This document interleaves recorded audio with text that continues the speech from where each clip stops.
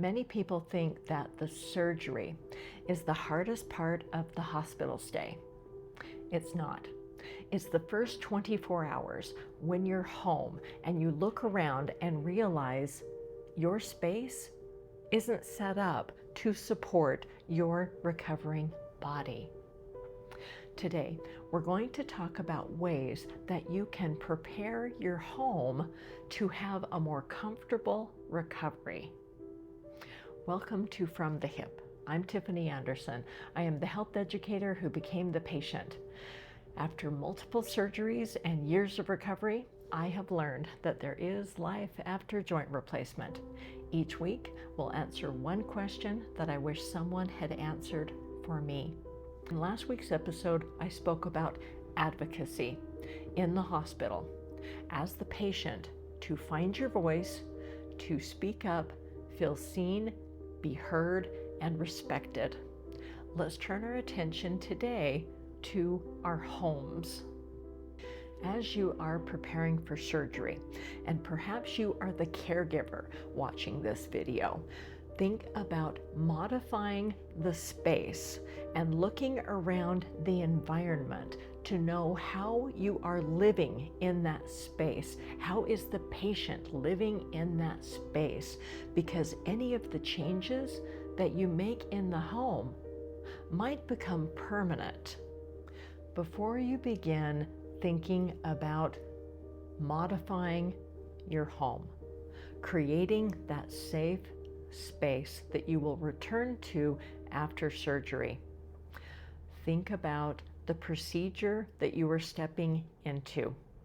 Are you having hip replacement? Are you having knee replacement? Is it another procedure that you are preparing for that you've already had discussions with your surgeon, your physical therapist, hopefully some home health care staff that are going to be walking with you through the recovery and how your body is going to be changing during the healing process and then after recovery.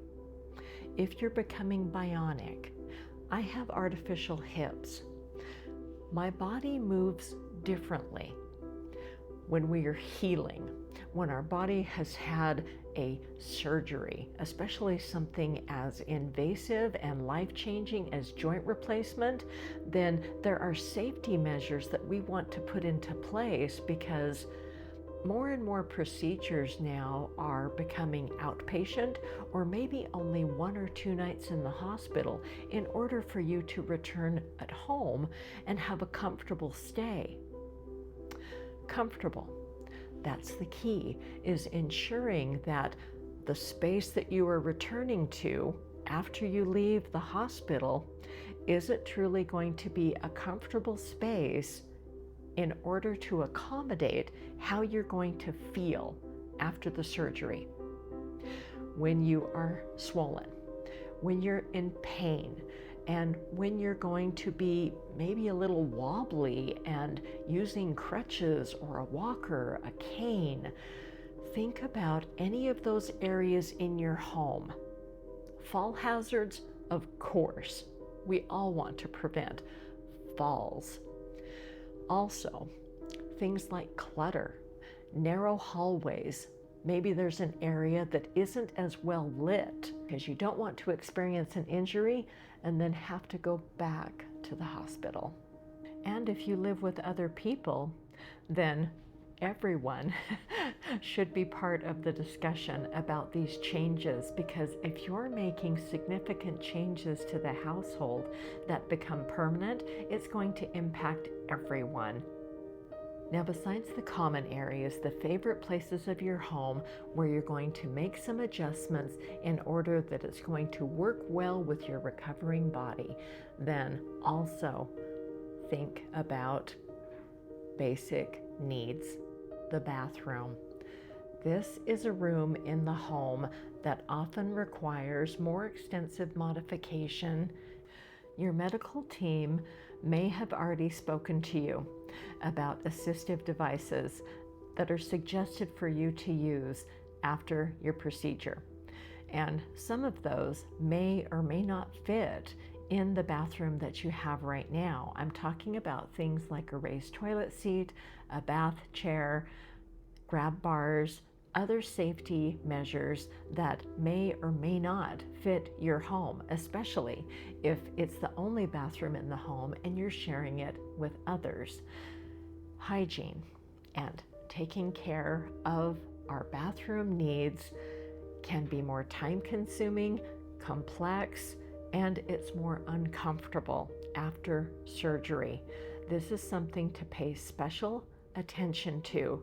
Having your bathroom needs taken care of goes hand in hand with the next room that I'm going to talk about, which is the kitchen, because we've got our food for our nourishment and our digestive health, and then of course the restroom to take care of all the elimination and actually helping all of the processes so that way we can take care of the waste and keep ourselves clean.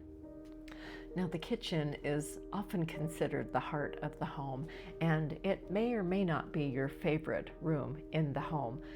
And during recovery, it's going to be a crucial part of your home because recovery takes time, it's going to take energy, and you're going to receive that energy by getting enough rest and by also fueling your body with nutritious foods.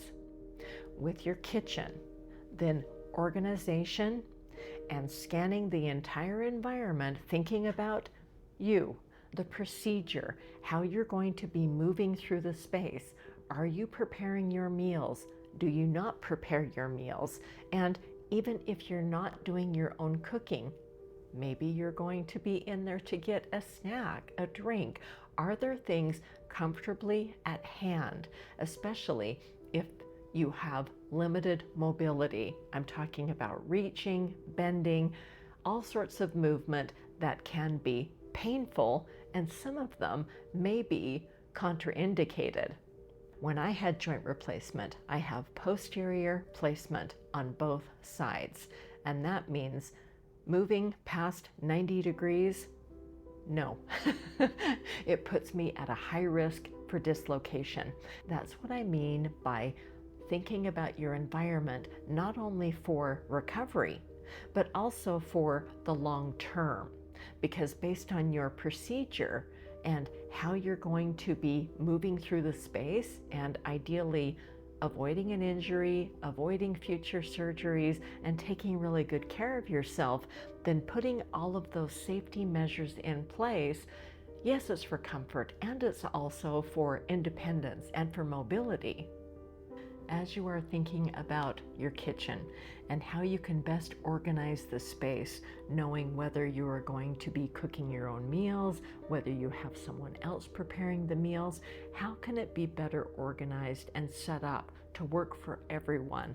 And especially on those times where, as you're moving forward on your recovery, the times where you're going in and you want to grab a snack, put something together, have something at hand. Is it in a cupboard that you can reach? Are things at the level that feels safe for you? You know, sometimes the most simple meal can often feel the most satisfying. I'm talking about things like comfort food, some mashed potatoes and gravy, a big bowl of oatmeal. Perhaps it's even a bowl of popcorn. Think about the foods that you truly enjoy, the ones that are easy for you to digest, the ones that you can afford, the ones that are most simple to prepare. Maybe it is something as basic as calling for takeout. Whatever supports your recovery, that is the most important aspect. And here's a final suggestion that it has to do with your home, though it's based on self-care, the self-care that you typically do at home, though after surgery, it may be problematic.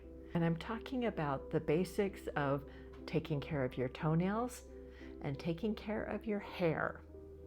Now, for any of you who are going to be receiving joint replacement, your body is going to change, and bending, movement, that level of mobility is going to take time.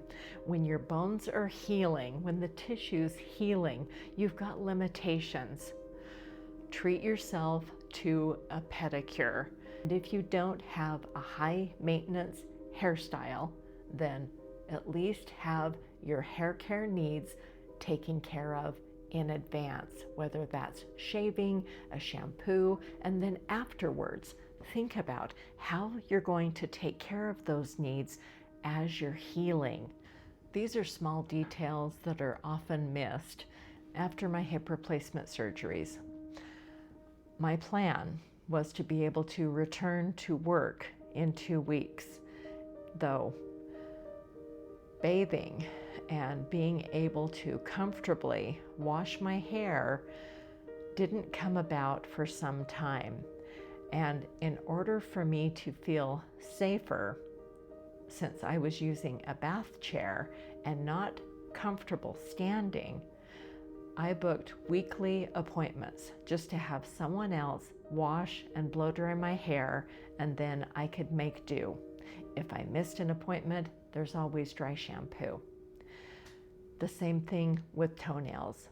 The amount of swelling that you will have in your legs and feet can be overwhelming.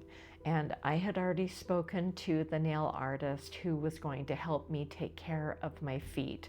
There was a special chair that was for people in wheelchairs, so she was easily able to help move me into a chair and get my feet into the water so that way I could have my nails taken care of for the weeks and months ahead.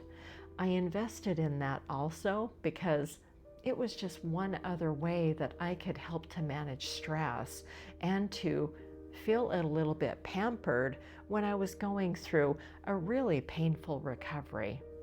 These preparation and maintenance tips that I've shared, they are linked to our comfort, and they're about meeting our basic needs.